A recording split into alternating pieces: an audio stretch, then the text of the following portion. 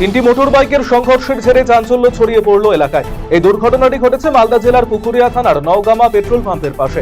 এই দুর্ঘটনার একটি সিসিটিভি ফুটেজ ভাইরাল হয়েছে। সেই ফুটেজের সত্যতা যাচাই করেনি আরসিটিভি সংবাদ।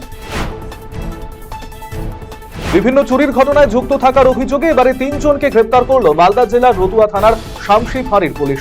পুলিশ সূত্রে জানা গিয়েছে ধৃতরা হলো শাহাবুত মিয়া, কায়েস মিয়া এবং অপর একজন নাবালক। ৩ জনই রতুয়া থানার কাহালা এলাকার বাসিন্দা। তাদের কাছ থেকে পুলিশ উদ্ধার করেছে একটি লোহার রড, একটি হাতুড়ি, একটি দানবাক্স, দড়ি এবং চুরির নগদ ৫,০০০ টাকা। বন্ধুদের সাথে স্নান করতে নেমে জলে তলিয়ে গেল ১৭ বছরের এক কিশোর। ঘটনাটি ঘটেছে দক্ষিণ দিনাজপুরের গঙ্গারামপুর থানার মহারাজপুর গোয়ালখাড়ি এলাকায়। বর্তমানে কিশোরের খোঁজে ডুবুরি নামিয়ে চলছে তল্লাশি। বৃহস্পতিবার এমন ঘটনায় চাঞ্চল্য ছড়িয়ে পড়ে এলাকা জুড়ে। আবাস যোজনা তালিকায় নাম নথিভুক্ত করার দাবিতে বিজেপির তরফে বৃহস্পতিবার গ্রাম পঞ্চায়েতের প্রধানকে স্মারকলিপি প্রদান করা হলো। তবে স্মারকলিপি প্রদানকে কেন্দ্র করে তৃণমূল বনাম বিজেপির সদস্যদের মধ্যে উত্তেজনা ছড়িয়ে পড়ে। ঘটনাটি ঘটেছে পুন্ডিবাড়ি গ্রাম পঞ্চায়েতে। উত্তর দিনাজপুর জেলা উদ্যান পালন ও খাদ্য প্রক্রিয়াকরণ দপ্তরের পরিচালনায় সেমিনারের শেষ দিনে মৃত্তিকা নিয়ে বিশেষ প্রশিক্ষণ কর্মসূচি গ্রহণ করা হলো। মৃত্তিকার স্বাস্থ্য নিয়ে এদিন আলোচনা করেন বিশেষজ্ঞরা। উপস্থিত ছিলেন জেলার বিভিন্ন প্রান্তের কৃষকেরা। কৃষিকাজের ক্ষেত্রে মৃত্তিকার স্বাস্থ্য অত্যন্ত জরুরি বিষয়। সে বিষয়ে খুঁটিনাটি নিয়ে কৃষকদের অবগত করা হয়। চাকরির নামে টাকা চাওয়ার অভিযোগ উঠল এক আধিকারিকের বিরুদ্ধে। জানা গিয়েছে মাথাভাঙা ১ নম্বর ব্লকের সিডিপিও অফিসের এক আধিকারিক তিনি। মাথাভাঙা ১ নম্বর ব্লকের জোরপাটকি গ্রাম পঞ্চায়েতের অলিভিয়া মণ্ডল মাথাভাঙা থানায় অভিযোগ দায়ের করেন। অলিভিয়ার মা অঙ্গনবাড়িতে ওয়ার্কার পদে চাকরি করতেন। উনি কর্মরত অবস্থায় মারা যান। তারপর অলিভিয়া সহায়িকা পদের চাকরির জন্য আবেদন করেন। প্রায় ২.৫ কোটি টাকা ব্যয় গঙ্গারামপুর ব্লকের নন্দনপুর গ্রাম পঞ্চায়েতের সিংরাইল থেকে তপন ব্লকের বাপতল পর্যন্ত প্রায় ২ কিলোমিটার ঢালাই রাস্তার কাজের সূচনা হলো বৃহস্পতিবার।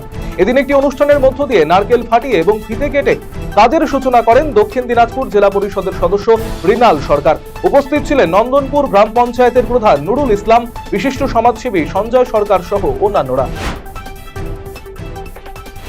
চলছে পবিত্র রমজান মাস। দিনভর রোজা পালন করছেন মুসলিম ধর্মপ্রাণ মানুষজন। রোজা পালনকারী আইনজীবী এবং ল ক্লার্কদের জন্য ইফতার পার্টির আয়োজন করল উত্তর দিনাজপুর জেলা তৃণমূল লিগাল সেল। বৃহস্পতিবার রায়গঞ্জ জেলা আদালত প্রাঙ্গণে রোজা পালনকারী বেশ কিছু আইনজীবী, ল ক্লার্ক এবং সাধারণ মানুষদের হাতে ইফতার সামগ্রী তুলে দেওয়া হয়। বারুইপুরে বিরোধী দলনেতা শুভেন্দু অধিকারীর ওপর হামলার প্রতিবাদে রাজ্য জুড়ে আন্দোলনে সামিল হয়েছে বিজেপি। বৃহস্পতিবার বালুরঘাটে প্রতিবাদ মিছিলে অংশ নেন দলের নেতা কর্মীরা। মিছিল শেষে জেলা শাসকের দপ্তরের সামনে বিক্ষোভ প্রদর্শন করেন তারা। এদিনের প্রতিবাদ মিছিলের নেতৃত্বে ছিলেন বিজেপির জেলা সভাপতি স্বরূপ চৌধুরী, বিজেপির জেলা সম্পাদক বাপি সরকার, তপন বিধানসভার বিধায়ক বুধরাই টুডু সহ বিজেপির জেলা নেতৃত্ব। ট্রাক্টর উল্টে মৃত্যুর ঘটনায় চাঞ্চল্য ছড়িয়ে পড়ল তুফানগঞ্জ ১ নম্বর ব্লকের নাক্কাটিগাছ গ্রাম পঞ্চায়েতের বটতলা এলাকায়। এই খবর পেয়ে ঘটনাস্থলে পৌঁছে দেহ উদ্ধার করে তুফানগঞ্জ থানার পুলিশ।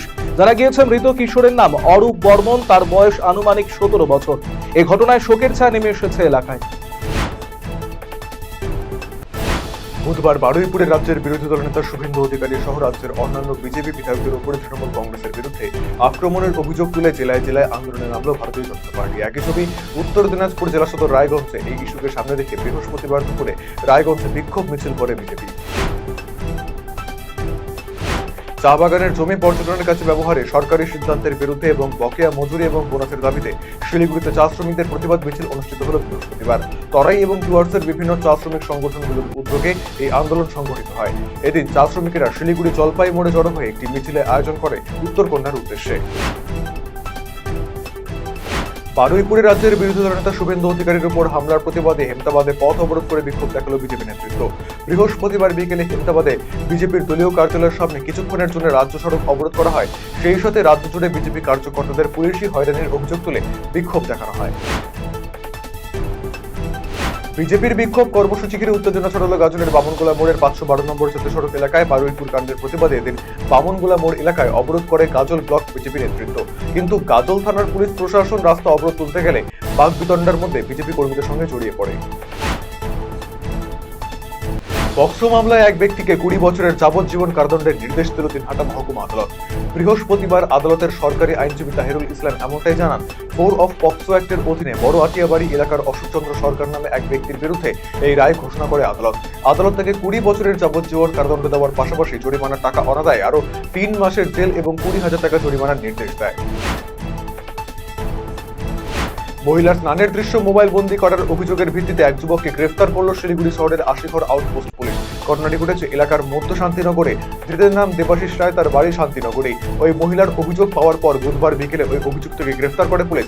বৃহস্পতিবার তাকে জলপাইগুড়ি আদালতে পেশ করা হয়। বেআইনিভাবে বালি পাথর পরিবহনের বিরুদ্ধে অভিযানে নামল শিলিগুড়ি মেট্রোপলিটন পুলিশের প্রধান নগর থানা। গোপন সূত্রে পাওয়া খবরের ভিত্তিতে অভিযান চালিয়ে 4টি গাড়ি আটক করে পাশাপাশি 4 জনকে গ্রেফতার করল শিলিগুড়ি প্রধান নগর থানার পুলিশ। ধৃতদের বৃহস্পতিবার শিলিগুড়ি আদালতে পেশ করা হয়। আগামী বছর বিধানসভা নির্বাচনকে পাখির চোখ করে তৃণমূল কংগ্রেসের কর্মী সভা অনুষ্ঠিত হল গাজল ব্লক ক্যাম্পাসের অন্নদা শঙ্কর সদনে। গাজল ব্লক তৃণমূল কংগ্রেসের উদ্যোগে কর্মী সভা অনুষ্ঠিত হয়। বৃহস্পতিবার এই সভায় উপস্থিত ছিলেন ব্লক তৃণমূল কংগ্রেসের সভাপতি দীনেশ টুডু, পঞ্চায়েত সমিতির সভাপতি মোজাম্মেল হোসেনের, তৃণমূল কংগ্রেসের নেতা কৃষ্ণ সিংহ, মানিক সাহা সহ অন্যান্যরা।